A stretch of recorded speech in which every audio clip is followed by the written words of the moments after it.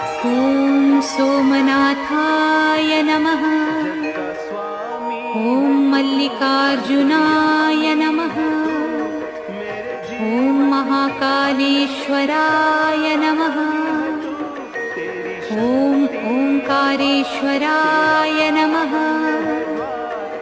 ॐ वैद्यनाथाय नमः।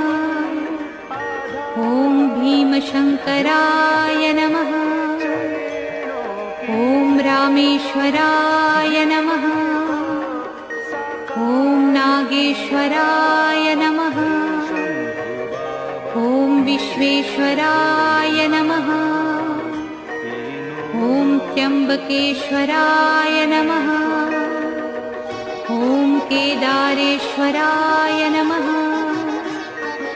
ॐ भुस्मेश्वराय नमः।